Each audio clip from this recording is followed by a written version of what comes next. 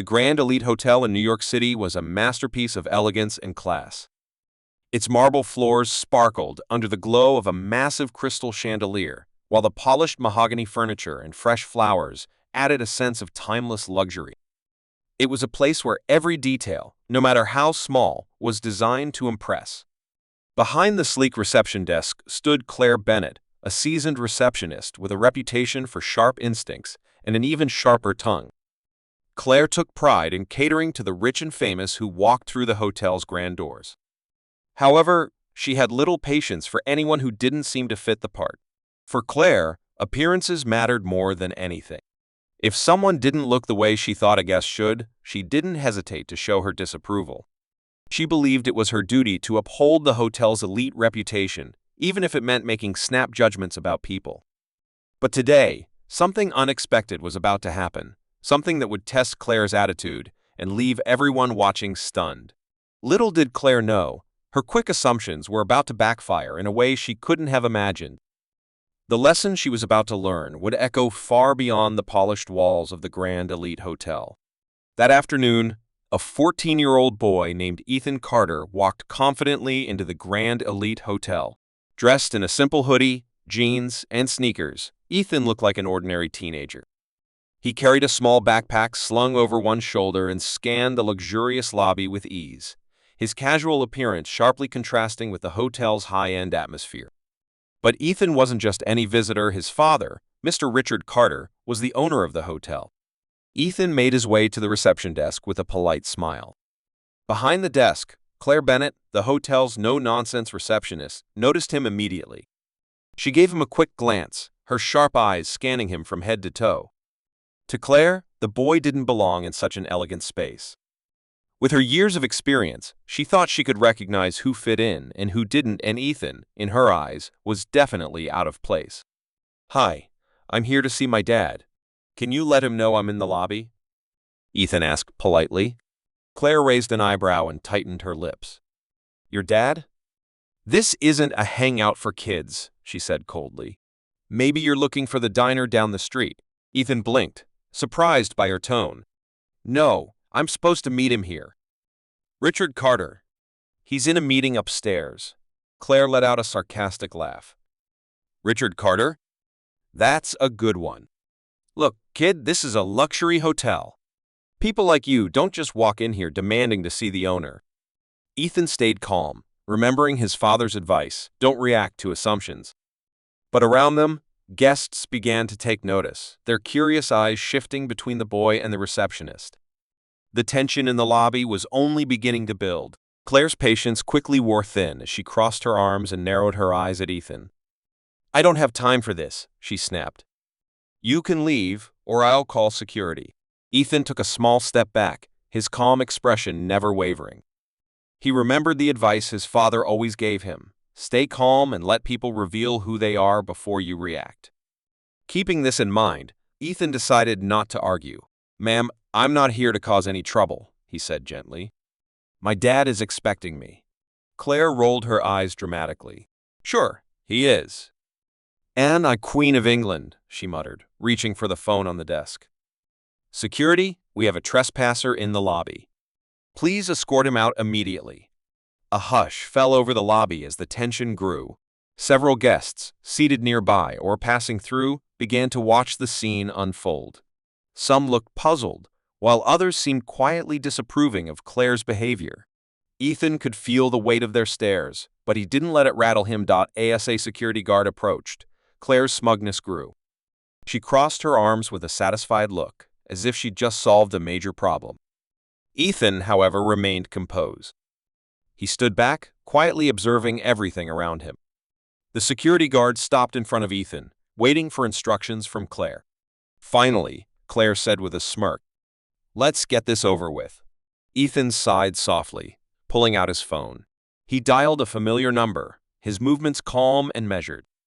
As he waited for the call to connect, he noticed some guests shaking their heads, silently questioning Claire's actions. Ethan thought to himself, let her dig her own hole. Dad will know exactly how to handle this. Ethan stayed calm, his thumb tapping lightly on his phone as he waited for his father to pick up. Claire stood nearby, clearly enjoying the situation. She made a dismissive sound, rolling her eyes. "Oh, please," she said loudly. "What's he gonna do? Have you pretend to be the owner?" Ethan raised an eyebrow but didn't respond. He simply held the phone to his ear, waiting for his father to answer.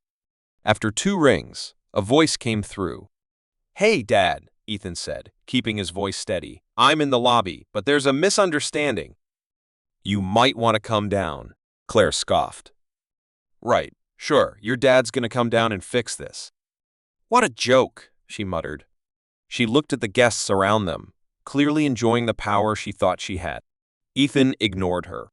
"Yeah, Dad, she's calling security on me. You should probably come down now." Claire's face went stiff for a moment. The word Dad seemed to hang in the air, and Ethan could see her confidence beginning to crack. But instead of admitting she might be wrong, Claire just laughed it off. "Nice try, kid," she said, but there was a hint of nervousness in her voice now. As Ethan waited for his father to arrive, he noticed the growing curiosity of the people around him. Some guests were staring openly, while others whispered to each other.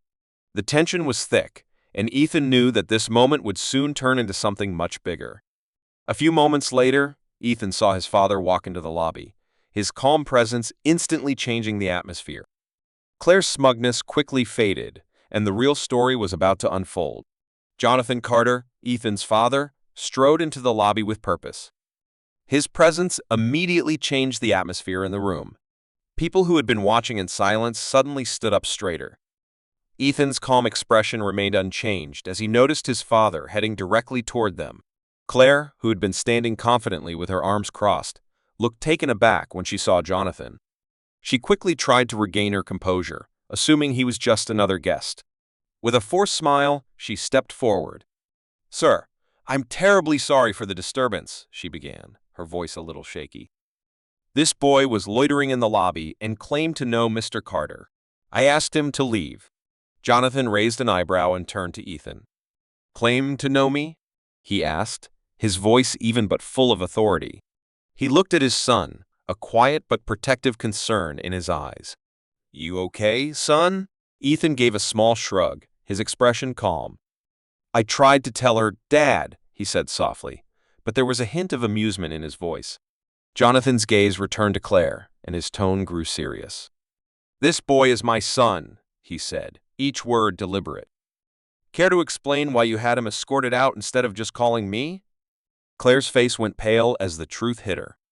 She stammered, clearly realizing her mistake. I didn't realize." She started, but Jonathan cut her off with a sharp gesture. "That's exactly the problem," Jonathan said firmly. "You didn't bother to ask any questions or treat him with respect. You judged him based on nothing but what you thought he looked like." The guests around them watched in stunned silence, some filming the scene on their phones. The tension was thick, and it was clear that Claire's arrogance was crumbling before everyone's eyes. Jonathan didn't raise his voice, but his words carried a weight that Claire couldn't ignore. Jonathan's next words were cold and final. "You work here to treat all guests with respect, not just the ones you think belong. If you can't do that, then this isn't the place for you." Jonathan's words echoed in the lobby, and Claire's confidence completely disappeared. Her face flushed with embarrassment, and her eyes darted nervously around the room. She had no idea how to respond. "Sir, please," she stammered. "I didn't mean any harm. It was just a misunderstanding." Jonathan didn't soften his tone. "A misunderstanding or not, this behavior is unacceptable. You represent this hotel, and I expect every employee to treat all guests with dignity, no matter what they're wearing or who they are." Claire tried to explain, but the words got stuck in her throat. She could feel the judgment of the other guests and staff around her. Some of them were still recording, others shaking their heads in quiet disapproval. The weight of the moment was unbearable. Jonathan's calm but firm stance made it clear this wasn't just about Ethan, this was about how every guest should be treated, regardless of their appearance. Jonathan turned to the security guard, who was still standing nearby. "Thank you for doing your job," he said. "You can return to your post now." The guard nodded quickly and walked away, clearly relieved to be out of the situation. Jonathan's eyes locked back onto Claire, and his tone didn't waver. Your job is to make sure every person who walks through these doors feels welcome. If you can't handle that, then I don't see how you can continue working here." Claire's eyes widened in realization, her face pale as she glanced nervously at the guests. The disapproval was clear in their expressions, and some of them whispered among themselves. Jonathan paused, letting the silence settle in the room. He wanted to make sure Claire understood the gravity of the situation. After a long pause, Jonathan finally spoke again. "This isn't just about my son. This is about the standards I hold for this hotel. If you can't treat everyone with respect, then I can't trust you to work here anymore." Claire nodded shakily, her voice barely audible as she whispered, "I understand, sir." Jonathan wasn't done. "Good. But this behavior won't be forgotten." He sent her for retraining and warned her that further mistakes would lead to her dismissal. ASE. The situation finally settled. Jonathan turned to his son, his expression softening. "I'm sorry you had to go through that, Ethan," he said, placing a hand on his son's shoulder. Ethan just shrugged with a small smile, clearly unfazed by the whole ordeal. "It's okay, Dad," he replied. Jonathan chuckled at his son's light-hearted response, proud of how Ethan had handled the situation with such calm. "You handled that well," he said. "But let's make sure this doesn't happen to anyone else, all right?" Claire, still reeling from the embarrassment, stood awkwardly by the desk. She had clearly learned a hard lesson. The guests who'd been watching the whole scene were now turning back to their business, though some still shook their heads. Jonathan's words had cut deep, and everyone could see how the situation had been handled with fairness and respect. The lesson didn't end with Claire. Word of what happened spread quickly among the hotel staff, serving as a powerful reminder of what was expected from each of them. Everyone was expected to treat every guest with the same level of respect, regardless of their appearance or status. No one was above the basic standard of dignity. Jonathan's calm and firm response had left an impression on everyone in that lobby. Even if Claire didn't fully understand the lesson yet, the rest of the staff and guests had witnessed a powerful example of how respect should be the first thing you offer, not the last. Ethan smiled as they left the hotel. His father had not only taught him the importance of staying calm in tough situations, but also that actions speak louder than words.